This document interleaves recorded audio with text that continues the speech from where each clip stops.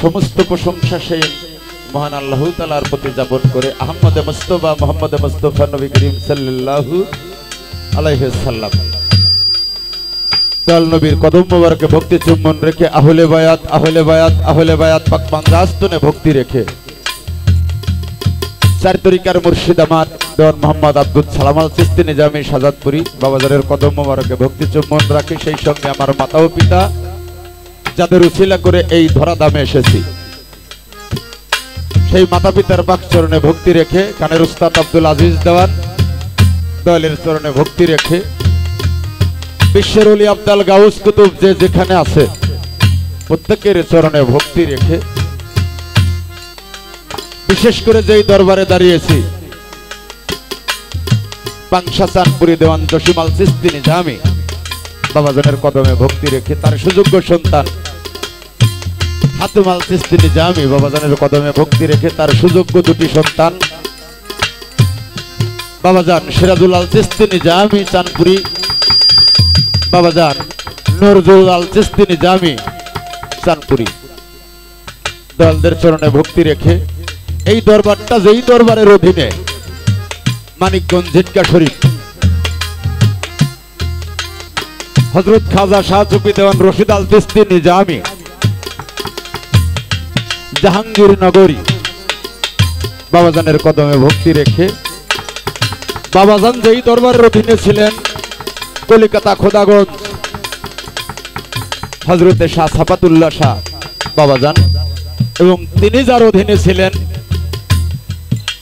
হযরতে মিসকিন আলী সাফাতুল্লাহ শাহ বাবাজান বাবাজানের কদমে ভক্তি রাখি এবং মানিকগঞ্জ আরেকটি দরবার আছে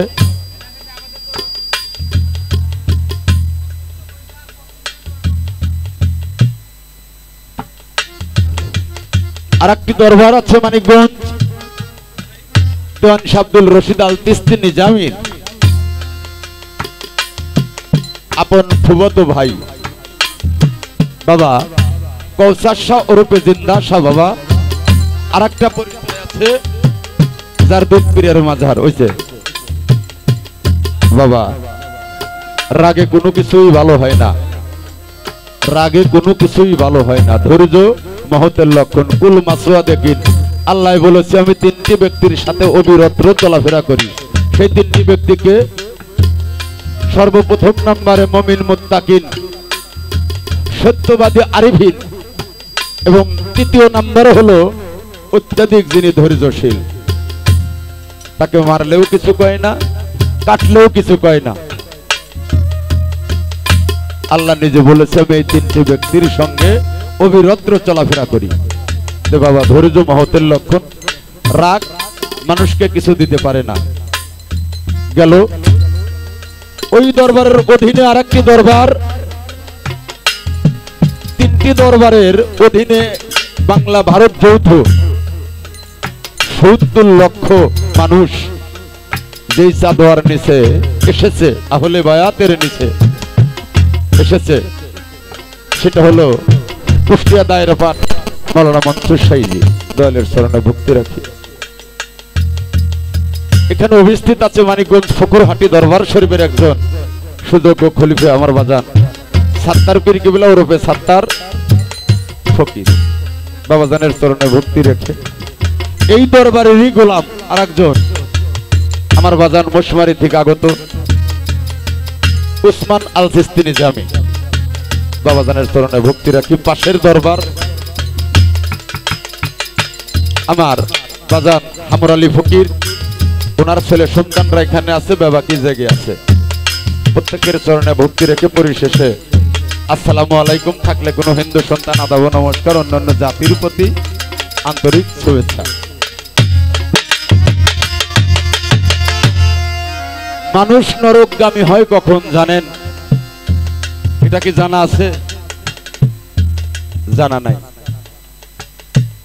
যদি কোনো পীর কোনো ভক্তের কাছে অনুরোধ করে সেই অনুরোধ যদি রাখতে না পারে নিশ্চিতই ভক্ত নরকগামী এটা আমার কথা না এটা জালালউদ্দিন রুমির কথা এটা আমার কথা না মুশনবী শরীফ প্রমাণ করছে জালালউদ্দিন রুমি লেখক। আমার বাজান উঠে অনুরোধ করেছে, যদি কেউ রাখতে না পারেন তাহলে তার কপালে কি হবে সেটা আমি বলে গেলাম। আমার কথা বলি নেই, আমি দলিলের কথা বলেছি। কথা শুনে আরো কিছু কথা মনে হয় বাবা। মানিকগঞ্জের বাউল কবি আব্দুল নূর মেহেদি উনি একটা গান লিখেছে বাজান। গান মানেই কথা, কথা মানেই গান। গান শব্দের অর্থ বিচার, গানের শব্দের অর্থ হলো আগে বিচার পরে গান। এর নাম হলো বাউল গান। গানের পাশে গান, এর নাম হলো বাউল গান। বাউল কবি আব্দুল নূর মেহেদি বলেছে, মুরিদ হইছে মনে করছে গেছে রে আপদ বেলায়, মুরিদ হইছে তরিক বোঝে নাই। যদিও ধরছে পীরের হাত, বোঝে নাই কেন হতে হয় বায়াত। বায়াত হইয়া হইছে কি লাভ, আগেও যা পরেও তাই। অর্থাৎ বায়াত হওয়ার আগেও পীর মানে নাই, বায়াত হয়া কিছুদিন মাইনে লাস্টে আর পীর মানে না। কি হইল তাহলে? আগেও যা পরেও তাই। পীরে গেলে ভক্তেরও দ্বারে ডোলবাসী বাজাইয়া গানের আয়োজন করে, রাত জাগিয়া কষাই দরে শেষে দেয় দাওয়াই মালম। মুরিদ হইছে তরিক বোঝে নাই। ভক্ত গেলে পীরের দ্বারে মিথ্যে কথা ভাও পেছালে চালান যায় মেরে। উটের মতো ভক্তি দিয়ে বলে বাজান যাইবার চাই, মুরিদ হইছে তরিক বোঝে নাই। পীরের বাড়ি এসে যারা পীরের বাড়িতে ঘুমায়, যারা এদিক ওদিক ঘুরে বাবা, তাদের কখনো ভালো হয় না। এটা আমি নিজে প্রমাণ, আমি অন্য কাউকে বলি নাই, এটা আমি নিজেকে নিজে বলছি। পীরের বাড়ি এসে যারা ঘুমায়, যারা এদিক ওদিক ঘুরে বাজান, তার কখনো ভালো হবে? কিসের আশা করবে সে? আমি তো পীরের গোলাম। মুরিদ শব্দের অর্থ মরে যাওয়া, বায়াত শব্দের অর্থ বিক্রি হওয়া। আমি বায়াত হইছি, বিক্রয় হইছি, মুরিদ হইছি, মরে গেছি। তাহলে আমার পীরে কেবলা যা বলবে আমি তাই শুনবো। আমার পীরে কেবলা এদিক ওদিক নাড়াচাড়া করবে, আমি নড়বো। এর নাম হলো মুরিদ বা বায়াত হওয়া। আমি কি তাই করি? করি না। এই রীতি দেখি বর্তমান, করে নাই এক তোলা ওরা, শুই না মুসলমান, ভেবে কয় বাউল রহমান, এই কর্ম দোষে ফল পাই। কর্ম শব্দের অর্থ হলো কাজ করা। আপনি কাজ করবেন বেতন পাবেন, কাজ করবেন না বেতন পাবেন না, সব কথা বাংলা কথা কয়া গেল।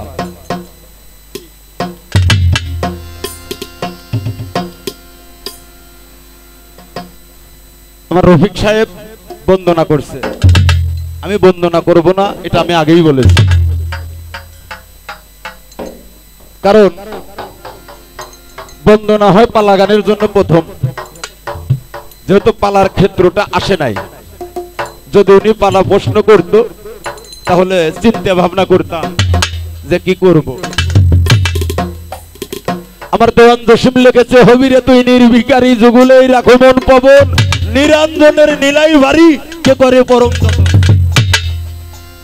বাজান, মুর্শিদকে তুমি যেরকম যতন করবে, তোমাকেও অপরে ওই রকমই যতন করবে। ইহার বেশি কেউ আশা করো না। যত করবে গোলামি তত বাড়বে তোমার সালামি। গোলামি তুমি করবে না, তোমার সালামিও পাবে না। সেটা ভক্ত দিয়ে হোক আর নিজের ঔরজার সন্তান দিয়ে হোক, গোলামি করলে তার ফল আছে, দিতে বাধ্য। আল্লাহ বলেছে, আমাকে একবার ডাক দিলে বান্দা আমি 10 বার ডাক দেই তোমাকে। তাহলে মুর্শিদকে যদি আমি একবার ডাক দিই, মুর্শিদ আমাকে ডাক দিবে না? দিতে বাধ্য। এটা আমার কথা না, এটা দেওয়ান জসিমের কথা।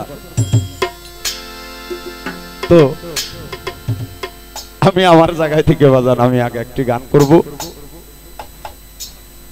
তারপরে যদি বিচ্ছেদের ভাগ আসে, যদি উঠেও নি কিছু জানতে চাই, যদি গুরু আমাকে দিয়ে বলায় তাহলে বলবো না, সে বলবো না, নাকি বাজান?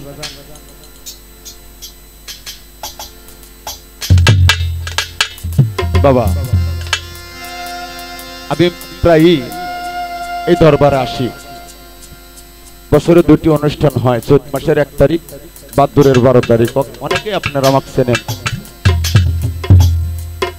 আমি আসি, আমি কিন্তু শুধু আমার জন্য বলি না, শুধু এই বাড়ির পক্ষে কথা বলি না, আমি আমার যারা এই দরবারের গোলাম আমি সহ, আমি আমার জন্য তাদের কাছে দয়া ভিক্ষা চাই। কেন চাই? যারা এই দরবারের গোলাম আমার মতো, ও তো আমার ভাই, ভাই না? তাহলে আমার জন্য আমি দয়া ভিক্ষা চাবো, আমার ভাইয়ের জন্য চাবো না, তা কি হয়? হয় না। আমরা যারা আসি তারা যেন মুর্শিদের কদমের দিকে তাকায় থাকি, যে মুর্শিদ যেন কখন আমাদেরকে আদেশ করে। মুর্শিদের দরবার ভক্তের কাবাঘর, জান্নাতের হাওয়া শীতায় বয়ে যায়। সেই কাবায় এসে যদি বাজান ভালো কিছু নিতেই না পারলাম, তাহলে আসলাম কেন? কেন আসলাম? তাই বাংলাদেশের যিনি কাসবের সম্রাট আমার বাজান দেওয়ান আব্দুল রশিদ আল তিস্তি নিজামী, আমার বাবা জানের লেখা গজল আমি গাইব। ভুল ত্রুটি সুরে তালে যদি মার খাই, অবশ্যই আপনারা আমাকে ক্ষমা করবেন। আমি আগেই বলেছি, ক্ষমা করাটা মহত্বের লক্ষণ।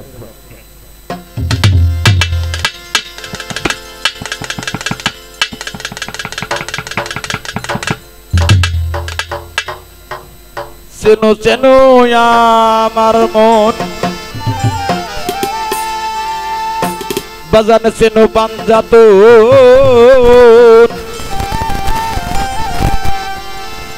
যাতে রুহু পঞ্চজন